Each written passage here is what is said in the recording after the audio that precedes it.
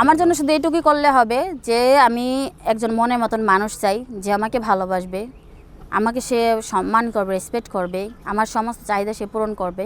আমি তার কাছে প্রতিদিন পোলাও কুরমা খেতে চাই না, আমি ডাল ভাত খেয়ে থাকতে পারলে রাজি, আমার কোনো সমস্যা নেই। কিন্তু আমি আমার দিক থেকে তাকে ভালোবাসা কোনো কমতি রাখবো না। না, আমার পরিবার থেকে কোনো চাপ দিচ্ছে না, কারণ মা বাবা কখনোই তার সন্তানকে ফেলে দিতে পারে না। আর আমাকে কোনো চাপ দিচ্ছে না, কিন্তু আমি আমার বাবা মার মুখের দিকে তাকিয়ে, আমার ছোটো ভাইটার মুখের দিকে তাকিয়ে আমি এই সিদ্ধান্তটা নিতে বাধ্য হচ্ছি। আচ্ছা, আপনি বিয়ে করলেই সমাধান, আপনি কেন মনে হইতেছে যে আমি এটাই মনে করছি যে আমার পিছিয়ে এখন যে খরচটা হচ্ছে, দেখা যায় আমি বাসায় আমি চলে গেলে, আমার বিয়ে হয়ে গেলে আমার হাজব্যান্ড যদি ভালো হয় তাহলে হয়তো দেখা যায় সেও কিছু দিল, আর আমার পিছিয়ে যে খরচটা হলো সেটাও আমার বাবা মার থেকে বেঁচে গেল। পরিবার থেকে কি কোনো রকম অবহেলার শিকার হয়েছেন নাকি? না, আমি আমার পরিবার থেকে কোনো অবহেলার শিকার হইনি, তবে আমার পরিবারের জন্য আমি অনেকটাই টেনশনে থাকি। তাদেরকে কিভাবে আমি হেল্প করতে পারি সবসময় আমি এই টেনশনটা করে গেছি, এই চিন্তাটা আমি করে গেছি, আর এখনও সেটা করে যাচ্ছি। আচ্ছা, আপনি যে আবার হচ্ছে যে বিয়ে বসতে চাইতেছেন, যদি আবারও এরকম পুনরায় আপনার সাথে ঘটে তখন? সেজন্যই আমি আজকে আপনাদের কাছে আসছি। তাই আপনারা আমার এই প্রশ্নটা অন্তত করবেন না, কারণ আমি আপনাদের কাছে আসছি আমার অনেক আশা নিয়ে, যে আপনারা ভালো একটা ছেলে দেখে বুঝে তারপরে আমার জন্য আপনারা সেটা রাখবেন, মানে সেটা আমার জন্য। আমরা আপনাদের সাথে শুধু যোগাযোগ করে দিতে পারবো, আপনার সাথে সে ভালো মন্দটা সেটা তো আপনারা বুঝে নেবেন, তাই না? না, সেটা তো আছি, তারপরেও তো আপনাদের কাছেও তো কিছু দায়িত্ব থাকে। আপনারা যে দায়িত্ব ছায় হাত ঝাড়া দিয়ে চলে যাবেন সেটা তো হবে না। আমি যদি এটা কোনো বিপদে পড়ি তার জন্য তো দায়ভার আপনাদেরই নিতে হবে। যারা কমেন্ট করবে বা আপনার সাথে যোগাযোগ করবে তারা তো আমাদের পরিচিত না, তাদের সাথে কথা পরিচিত না, আপনি তাদের পরিচিত হবেন, তাদের যোগাযোগ নেবেন, তারা কিভাবে আছে, কোথায় আছে, তারা আগে কিভাবে চলাফেরা করছে, তাদের আচরণ ব্যবহার কি, তাদের সব কিছুর খবর আপনাদেরই তো নিতে হবে। আমি একটা মেয়ে মানুষের তো এত কিছু পারবো না।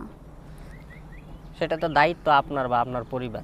নো, আমি আমার পরিবারের সিদ্ধান্তে কিন্তু আমি এখানে আসিনি, আমি আসছি আপনাদের কাছে আপনাদের সাহায্য নিতে। আর আপনারা যদি কথা বলেন তাহলে তো আমার এই প্রতিবেদন করার কোনো মানেই হয় না।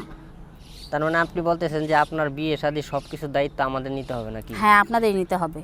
কেন আমাদের দায়িত্ব নিতে?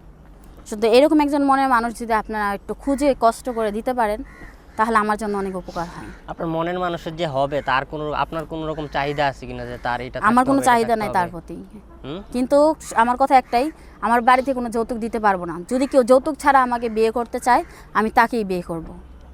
আচ্ছা, যৌতুক নিল না, কিন্তু তার হচ্ছে যে বয়স বেশি বা প্রবাসী, অনেকের তো এরকম থাকে। হ্যাঁ, বয়স বেশি হোক সমস্যা না, কিন্তু প্রবাসী হলে হবে না।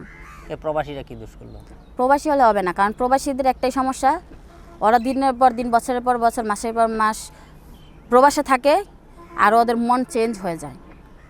প্রবাস তো থাকে নিজেদের পরিবারের ভালোর জন্য। হ্যাঁ, পরিবারের ভালোর জন্য। ওরা সব কিছু করতে পারবে, বাবা মা ছাড়তে পারবে না, ওরা সব কিছু করতে পারবে কিন্তু বউ ছেড়ে দিতে পারবে না। অনেকে তো শুনি যে বউ পাগল হয়ে যায়। সবাই এক না, বেশিরভাগ ছেলেরাই, তোমার প্রবাসে যারা থাকে বেশিরভাগ ছেলেরাই বউয়ের প্রতি কোনোদিন আসক্ত থাকে না। ওরা শুধু একটা কথা, তোমারটা তুমি পাইলেই তো হয়েছে, আমি যা খুশি তাই করবো। তার মানে আপনার ডিসিশন যে আপনি প্রবাসী ছাড়া যেই আসুক তারই বিয়ে করবেন, বয়স কম বেশি হোক তার সমস্যা নেই। তো দর্শক, আপনারা যারা ভিডিওটা দেখতেছেন, আপুকে আপনারা নক দিবেন ভালো মন নিয়ে, কোনো রকম বাজে মন্তব্য করবেন না, না জেনে শুনে। উনি একবার প্রতারিত হয়েছে, এই জন্য আর দ্বিতীয়বার প্রতারিত হতে চায় না। আপনারা যারাই বিয়ে করতেছেন তারা নক দিবেন, মানে যাদের দরকার। শুধু নক দিয়ে, মেসেজ দিয়ে, কল দিয়ে বিরক্ত না করাই ভালো। তো আজকের মতো এখান থেকে বিদায় নিলাম, ভালো থাকবেন।